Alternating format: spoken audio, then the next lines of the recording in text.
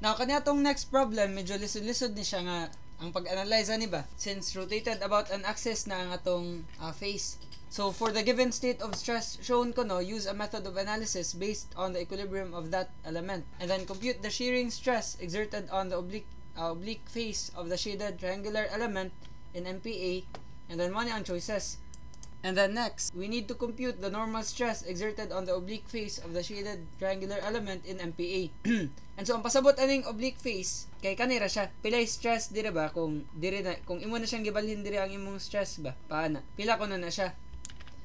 So, ato sa yung tatangon. So, balig, if imo siyang i-visualize gyud kanang sa 3D ba? May nga ni siya.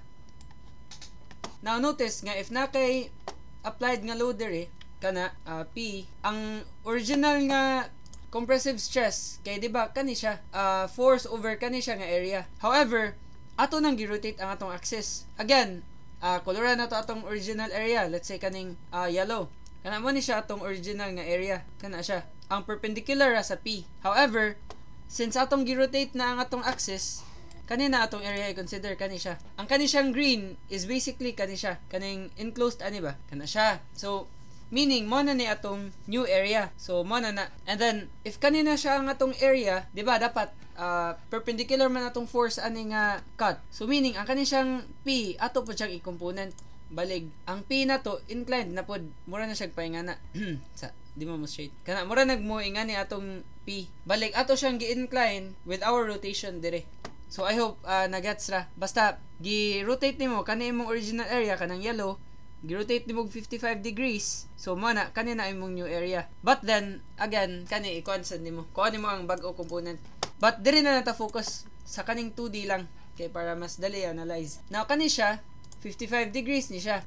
Which means, nga kani siya, 35 degrees. And then, let's try kuno to extend a line diri. Kana. And then, let's try to draw a line perpendicular sa kaning line. Kaya again, inig ka incline na to ani, dapat mo perpendicular man siya. Ya, ang shear stress mo parallel. So, extend na nato nga line no.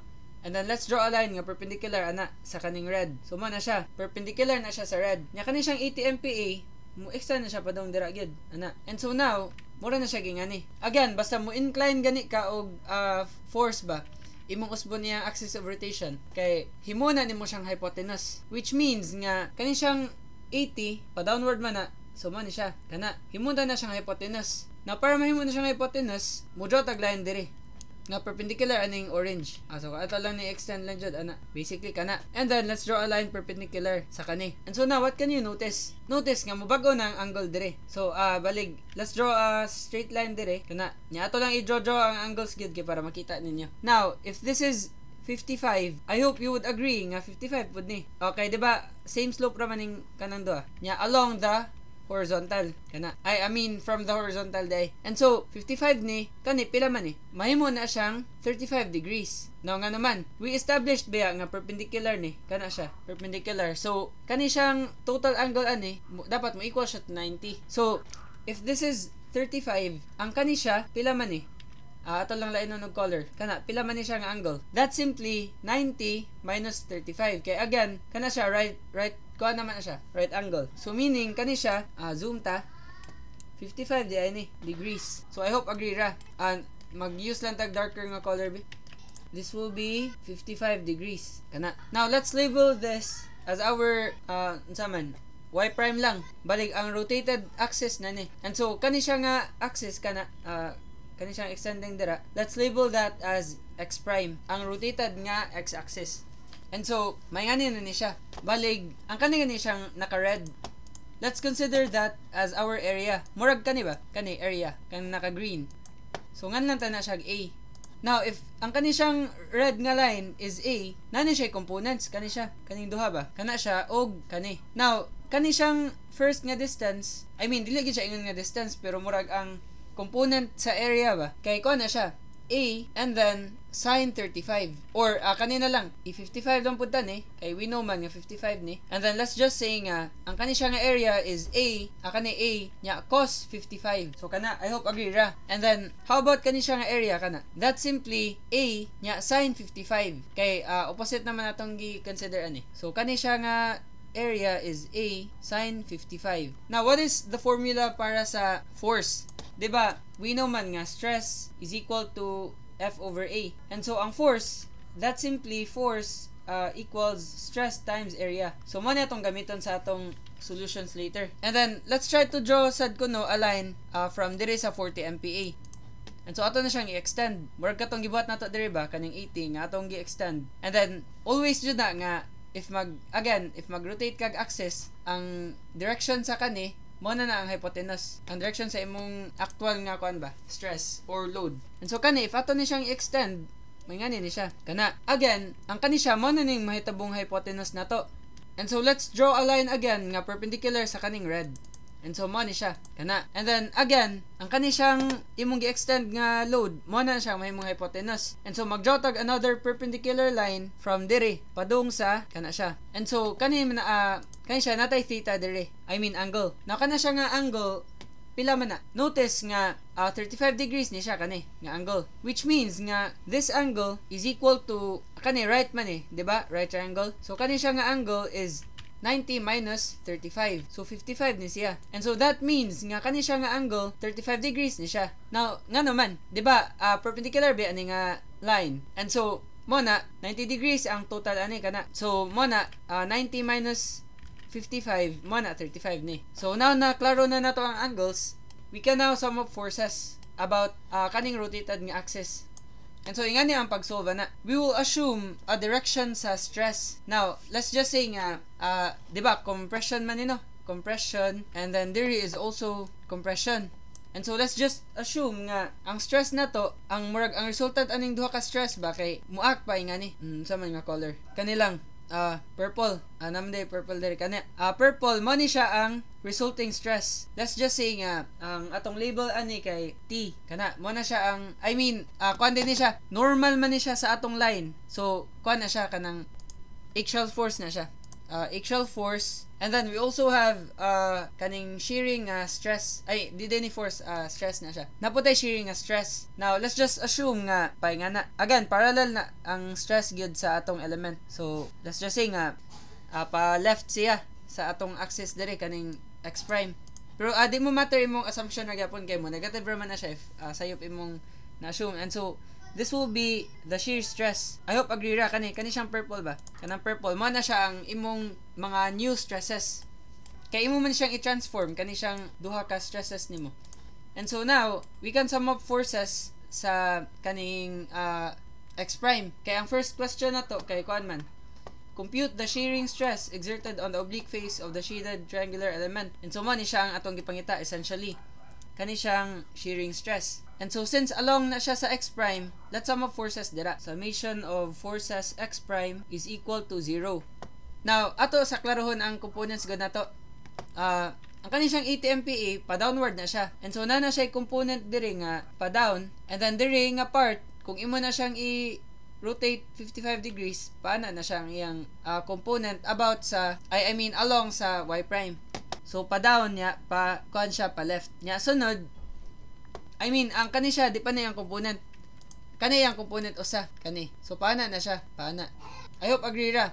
Kay pa down man ni siya. Nya kung imo siyang kuan ang component niya, padong sad siya dira. And then kani siya kaning 40 MPa napud ni siya components. Now first mo ni siya kana ug paana. Again, ang kalinya niya, ang kani siyang actual nga direction ani acts diri dapit. Ato na lang ibutang. Kay basig galibog na ba? Tantangan lang tani kaning component niya nga actual. Yeah, let's just use another color lang kay medyo libog na. Kani lang. Again, na siya component nga na dire, and then dire pod. So kana. And then kani siyang usa ka loading nato, na siya component dire. Paana ug paana. Now I hope agree ra. Again, ang kaning duha ka components mo converge sa point nga imong gi-consider as katong reference nimo kana. Ni converge siya dire. Sa kung asa nimo siya gi-meet sa red nga line ba. So kana lang. And so now, we can sum up forces sa x prime. Mahimo na siyang sa katagamay. Let's establish nga again nga ang force kay stress times area. And so ang kani siyang force dire, that's simply 80 MPa times area cost 55. Kay para may mo siyang stress times area. So balig mag-summation tag forces sa kuan sa along sa x prime natay kaning shearing stress nato kani T, and then ang kuan na niya multiply nato sa area kani A. Kay along man jud siya sa oblique nga face. So T times A. And then sunod natay component ani kaning 80 MPa which is padung sa atong, let's just say nga positive direction niya kani negative direction. So ato ni negative lang kani atong positive direction, kani atong negative direction. Now dili na mo matter unsay mong assumption kay kung pilay mo makuha example makakuha kag negative nga value, ang meaning ra na wrong yung mga assumption. And so negative T times A and then plus ang component ana niya di ba ang force na to is 80 times A cos 55. Mo na siya atong force. Again kani force ni. Koloran na nato. Kana force and then times area. Ang area niya is kani siyang A cos 55 as we have established. So so mani A cos 55 and then i-component man ni dapat kaning iyang component kaning naka-blue na ba? Kaning gi-rotate na nato. So if ato na siyang i-component, mahimo na siyang dirita, consider ta dire, mahimo siyang sin 55. Balig ang 80 ato is sin 55 kay para makuha ni nato ang kana ang along dire. So times sin 55. And then sunod, consider ni nato kaning sa 40 MPa. Now, ang kani siya nag-act siya padung sa left which is towards atong negative direction. So minus na siya, minus 40 MPa nya cos 30 40 MPa nya sin 35. Kay para makuha ni nato ang along x niya kana. So 40 times again force times area sa ta. Ang area kay a sin 55 and then ang component niya is kato siyang sin 35. Kaya again, kanya itong gikuha. So, set na nato to 0. Notice nga, tanan area mo cancel rin eh. Kay tanan terms na may area. So, ato lang natantangon. And so now, let's solve for kaning T.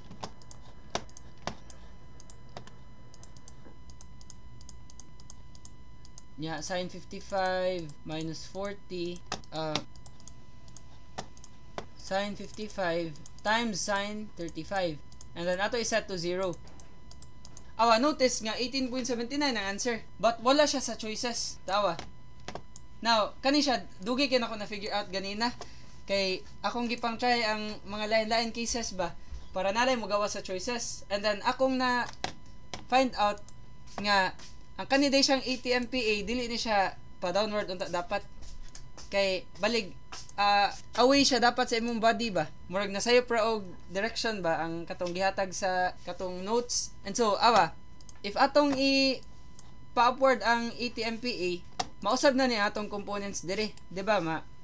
Kani siya mukha na ni mo act opposite na ni sa atong gi-assume ganina kay pa-downward man to ganina atong gibutang katong pa-downward. So dire paana na siya dapat. So now ang kani siyang component sa 80 nag-act na padung sa atong negative x direction.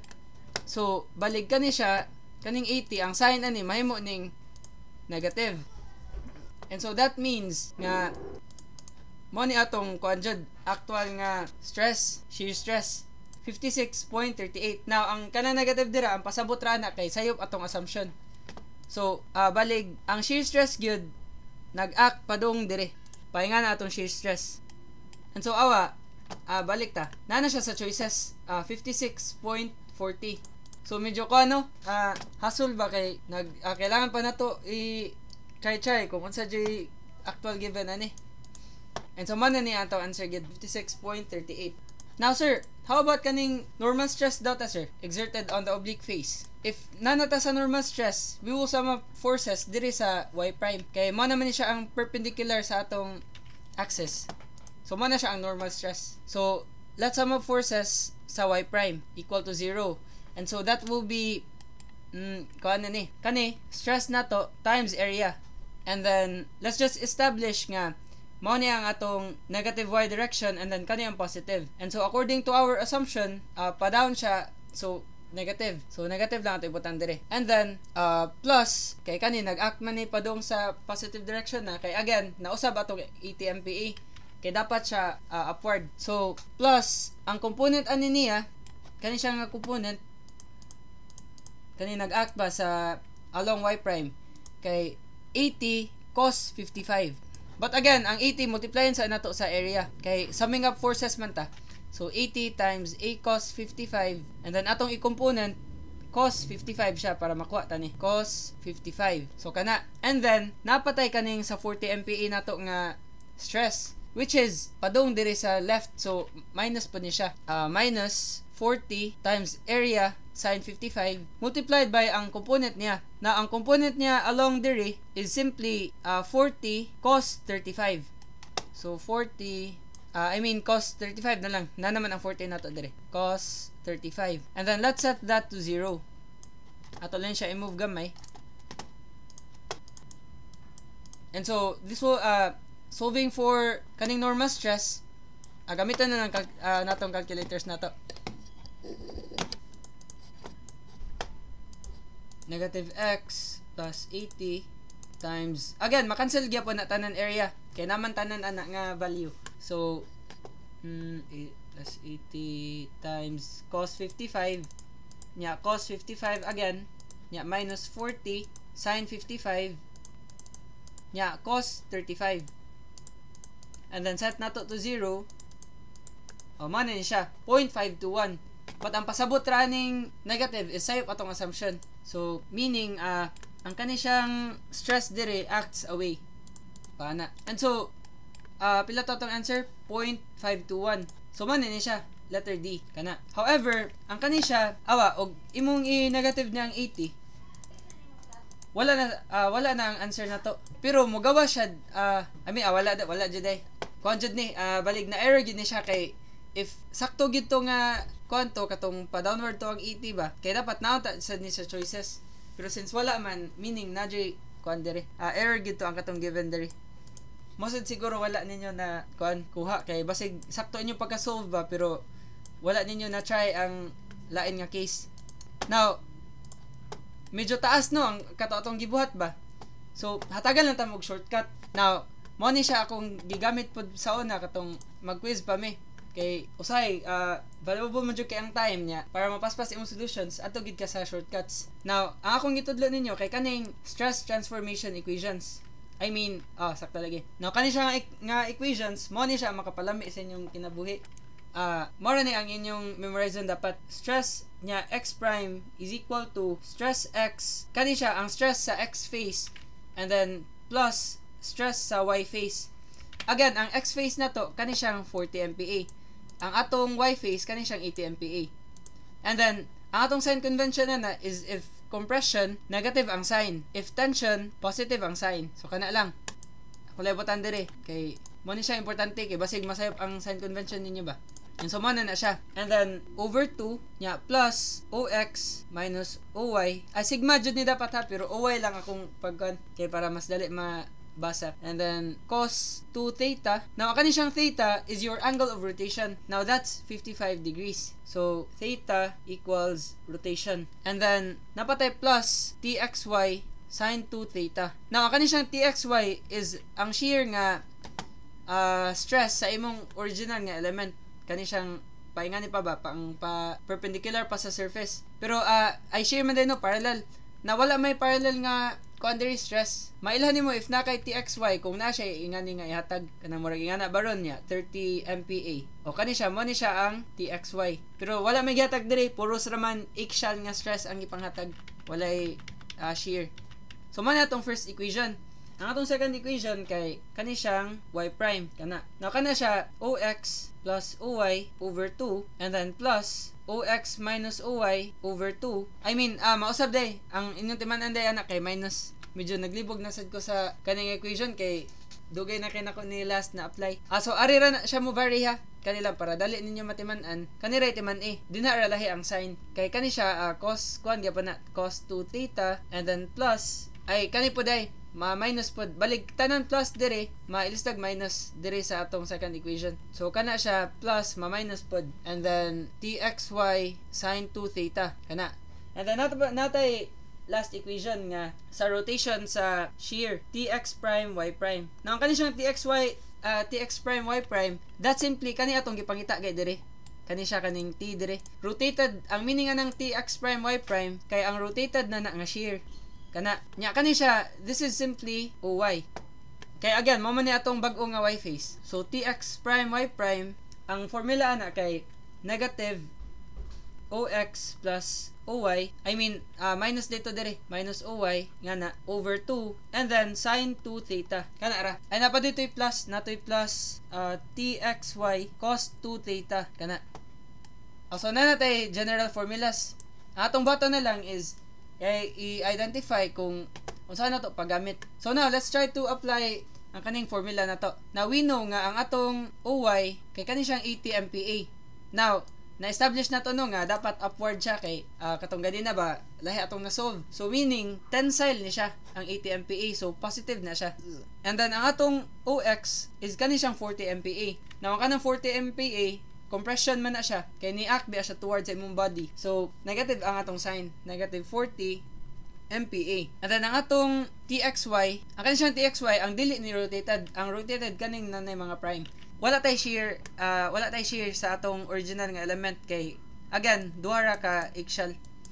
So 0 ni siya. And so to solve for kaning first nga question kaning compute the shearing stress exerted on the oblique face of the shaded triangular element, gamiton na lang tani.